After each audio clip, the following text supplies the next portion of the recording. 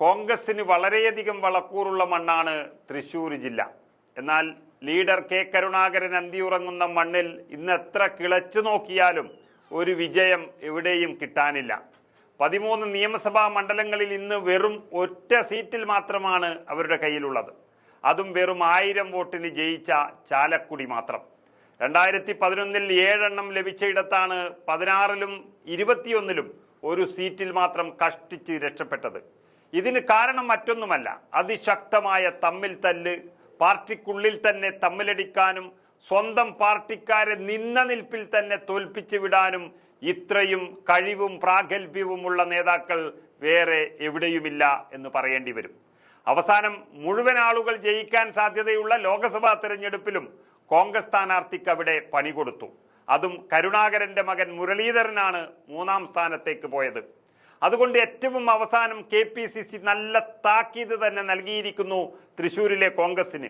അതുപ്രകാരം പുതുതായി വന്ന DCC അധ്യക്ഷൻ ടാജറ്റ് ജോസഫിന്റെ നേതൃത്വത്തിൽ പണി തുടങ്ങിക്കഴിഞ്ഞു. മാത്രമല്ല, മുരളീധരനും തോറ്റതോടെ നേതാക്കളെല്ലാം തന്നെ ഒരു തിരിച്ചറിവിൽ എത്തിയിട്ടുണ്ട് എന്നാണ് രാഷ്ട്രീയ നിരീക്ഷകർ പറയുന്നത്.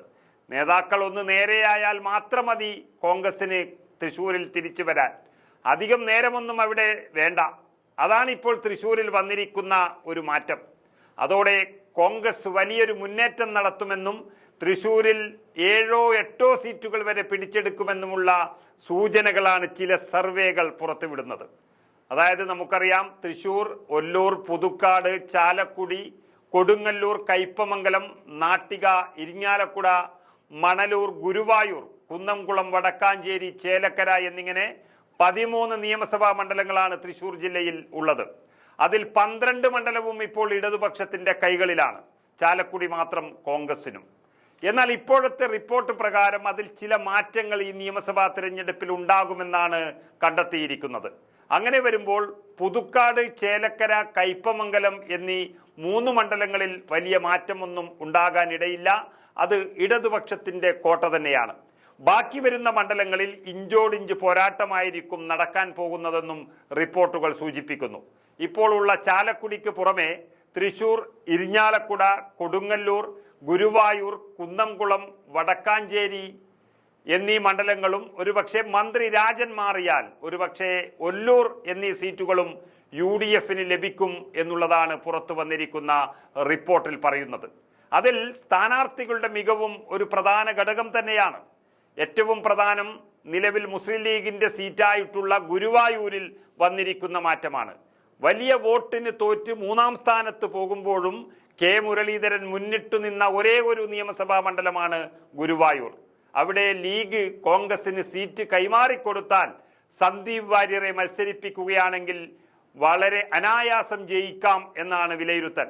കാരണം മുസ്ലിം വിഭാഗത്തിന് വിശ്വാസവും സ്നേഹവും ഉള്ള ഒരു നേതാവും അത് ഹൈന്ദവ വിഭാഗത്തിൽപ്പെടുന്ന ആളാണെങ്കിൽ ഗുരുവായൂരിൽ ജയം ഉറപ്പാണെന്നാണ് പറയുന്നത്. BJPയോടും സംഘപരിവാറിനോടും ഇന്ന് ഏറ്റവും ശക്തമായി ഏറ്റുമുട്ടുന്ന നേതാവാണ് സന്ദീപ് വാര്യർ.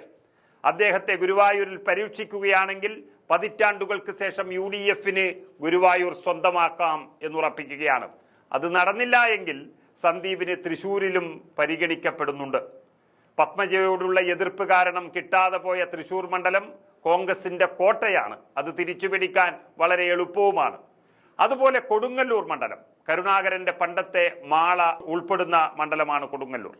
TN പ്രതാപൻ ഒരു തവണ അവിടെ ജയിച്ചതാണ്.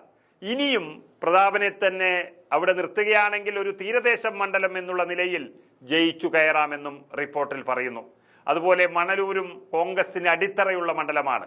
പണ്ട് VM സുധീരന്റെ തട്ടകമായ മണലൂരിൽ വലിയ പ്രതിസന്ധികൾക്കിടയിലും PM മാധവൻ അടുത്ത കാലത്ത് ജയിച്ചതാണ്. 2021 പക്ഷേ അതൊരു പേയ്മെന്റ് സീറ്റ് എന്ന ദുഷ്പേര് കോൺഗ്രസിന് ലഭിച്ചു. ഇനി ഒരു പ്രമുഖനെ അവിടെ നിർത്തിയാൽ ജയിക്കാമെന്ന റിപ്പോർട്ടുകളാണ് പുറത്തു വരുന്നത്. അതുപോലെ വടക്കാഞ്ചേരി അനിൽ അക്കര എന്ന മുൻ MLA ഒന്ന് ആഞ്ഞു പിടിച്ചാൽ ഏറ്റവും വലിയ ഭരണവിരുദ്ധ വികാരം നിലനിൽക്കുന്ന ഈ സാഹചര്യത്തിൽ അനായാസം ജയിച്ചു കയറാമെന്നുള്ളതാണ് റിപ്പോർട്ടിൽ വ്യക്തമാക്കുന്നത്.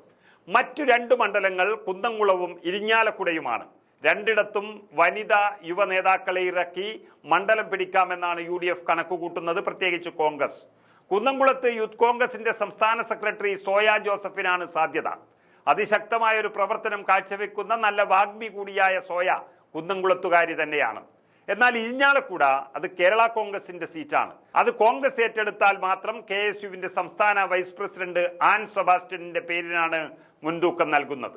അഥവാ കേരള കോൺഗ്രസിന് സീറ്റ് വിട്ടു നൽകിയില്ല എങ്കിൽ പഴയ തോമസ് ഉണ്ണിയാടൻ തന്നെ വരും. രണ്ടു പേര് വന്നാലും UDFന് ഏറ്റവും കൂടുതൽ വിജയ സാധ്യതയുള്ള മണ്ഡലമാണ് ഇപ്പോൾ ഇരിഞ്ഞാലക്കുട. അത് CPM സ്ഥാനാർത്ഥി മന്ത്രി ബിന്ദു തന്നെയാണെങ്കിൽ UDFന് കാര്യങ്ങൾ വളരെ എളുപ്പമായി.